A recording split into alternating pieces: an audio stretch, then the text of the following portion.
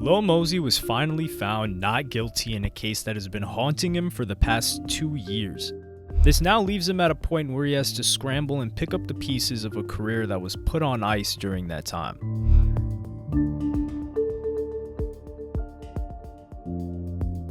Lil Mosey rose to fame as a young teenager, living the life most teenagers could only dream of. He was born in Mount Lake Terrace, Washington in 2002, and he moved to Seattle when he was only 2 years old and raised by his mother. However, despite his strong Seattle roots, he doesn't really have too much of a fondness for the city. In Seattle, the music, I'm really the only one making it out there.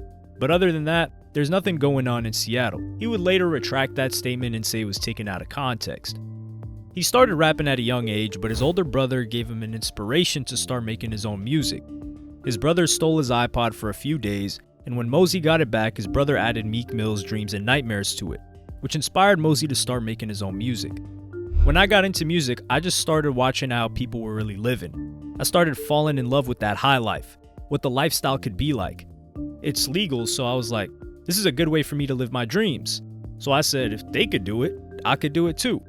So I just did it. Started getting better. Everything you do, you gotta put 100% into. If you don't put 100% into it, it's not gonna work out like you want it to. I did that every day at home, woke up, went to school late, left school early, and just went home, started working. If I wasn't working, then I wasn't making money. For years he wanted to drop out of school, but his mother wouldn't let him. He even struck a deal with her saying that if his first music video got 30K views in 3 days, he would drop out. Despite succeeding in that attempt, his mother still wouldn't allow him to skip class. Mosey posted one of his first songs, Off-White, to SoundCloud in 2016, which received 50,000 plays in a short period of time. With So Bad and Off-White accumulating him followers on SoundCloud, and also appearing on his mixtape North's Best, he would give a couple of live performances in the early days, and even sometimes having to pay to take the stage. In November of 2016, he performed at Coast to Coast Live, which was a good experience for him. And then the life-changing success was going to come from the song Pull Up when he was only 15 years old. The song was picked up by the hip-hop blog Elevator and quickly racked up millions of views since premiering on December 7th, 2017 through their YouTube channel. The song became a hit, showcasing his unique sound and style, as well as the novelty of how young he looked. He looked far younger than 15. And we covered this and how he got on Elevator and World Star as well on the video called The Dark Side of Lil Mosey, so I won't get into too many details on that. You can watch that. Some people were calling him a mumble rapper, but he just said that's the way he talks. I wouldn't consider myself a mumble rapper because I don't know what that is. But when I talk, I mumble. So it's in my music because that's how I talk. I'm not going for that sound. Soon, Mosey would leave high school in the 10th grade and move to LA to pursue his music dreams with his mom's blessing. She didn't want me to. It took a minute to convince her. I was telling her, trust me, it's going to work out. I started to convince her. Really, I just had to tell her, I know you don't want me to go, but I'ma just go because I got you. I'ma let you know it's going to work out.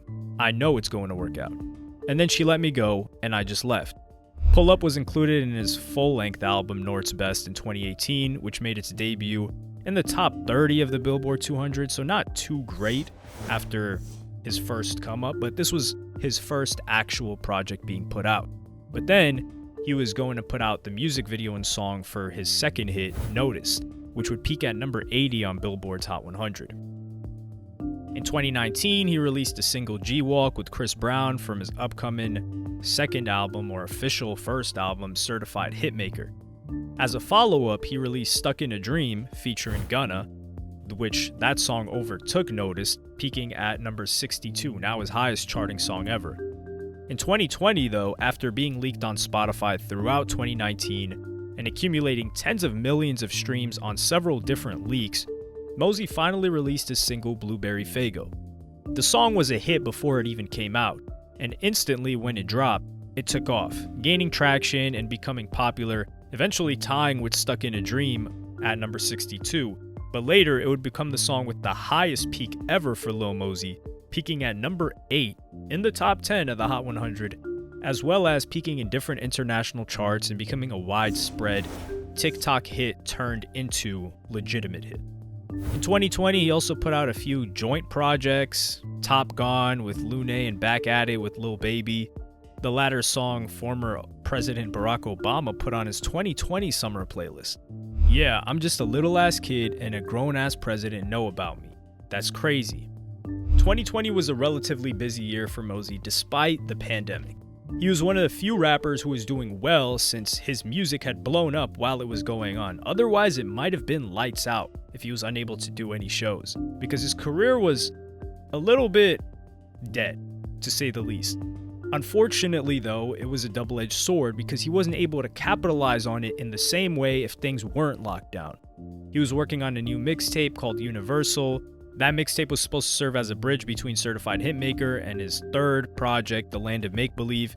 In October 1st, 2020, Mosey released a YouTube video on his channel celebrating the world premiere of FIFA 21 while performing a bunch of his songs. He also had a deal to make a song for the SpongeBob movie. And he also collaborated with Internet Money on the song Jet Ski, which was supposed to serve and take off as a hit. It was a great song featuring Lil Tecca, but unfortunately, it wasn't able to be promoted in the way that it should have. It was going to be his biggest hit since Blueberry Faygo. It already was, looking at the numbers. But Mosey looked promising at this point. He had a quick rise to fame, fell off, and then having the biggest hit of his life, the newest highest peak of his career. But soon it was all going to go downhill. Because on April 2nd, 2021, Mosey was charged with one count of second-degree SA in Lewis County, Washington. He was charged for engaging with an individual that was incapable of giving consent. He pled not guilty, and the charge arose from an alleged incident that happened at a cabin in Randall, Washington, where he had hosted a party on the night of January 5th, 2020. He was still a minor at the time. A girl claimed that she and a friend went to a cabin to see Mosey, but ended up being SA'd by him and another man. He wasn't an adult at the time, and he was facing the maximum sentence, which was life in prison. In the affidavit that was obtained by TMZ, one of the alleged victims claimed that she agreed to engage in this activity with Mosey in a car, but she says that after drinking White Claws and champagne, she passed out in the cabin afterwards. She claimed that shortly after, while he was with her, Mosey pushed up and climbed on her, and then she recalled experiencing leg muscle pain as Mosey was pushing her. She stated that after a second blackout, she awoke to another man, which was Lil Mosey's friend, forcing himself on her. The woman claims that she was hurt, including having bruises on her inner knee, neck, and arm, and she further asserted that she received a message from a partygoer stating that the guys were discussing, quote, training two girls. In 2021, a $50,000 arrest warrant was issued for Mosey because he had failed to show up for a scheduled preliminary appearance in court the week before. His defense attorney, Jennifer Atwood, said that the court summons were sent to an address where Mosey hadn't lived at in 5 years, and he didn't know until after he'd missed the court date. The trial was delayed several times, but it started on February 22nd, 2023, nearly 2 years after. During this entire time, 2 years, he wasn't able to work with any other rappers or artists, sparingly released any music in 2022, took nearly a year off. 2021, after this allegation, he really didn't put anything out, and the only thing that people thought of when his name was even mentioned was this case. Many people distanced themselves, and on March 3rd, 2023, the jury cleared him of all charges. After the verdict, he shared his relief with his followers on Instagram. Following these allegations against Mosey in 2021, he took a 3-month break from music before making a comeback with How I Been and Problem Solving. He's released a few singles in the last 2 years, including Falling, Pass Out, and Not the Same God as Mine. None of the new songs, though, managed to stick with a wider audience, which is potentially understandable. He is on a massive record label, Interscope, and they probably wanted to wait until he was cleared of these charges or see what happened with them before putting a lot of money into promotion. Lil Mosey experienced incredible success in an industry that's constantly changing, and the ability to remain relevant is crucial to long-term success. So when you disappear for 2 years, you can have the effect that it had on Rich Homie Quan, which he's still yet to be able to recover from. But despite his initial success, his sound, image, mainly legal issues, and brand have struggled in the past couple of years. Fortunately for Lil Mosey, Trippie Redd was the first person, and he's got to be given a lot of credit for this, to embrace him and show him love publicly after this case, bringing him out during his set at Rolling Loud, which presented a new problem that I hadn't even considered before. Lil Mosey's voice sounds completely different. The majority of the music we've heard, his voice was higher pitched. He was a young teen, and it went well with the melodies. Even Blueberry Faygo was clearly recorded years before it released. But now, with his voice much deeper, I wonder how that will affect the music he tries to put out in the future.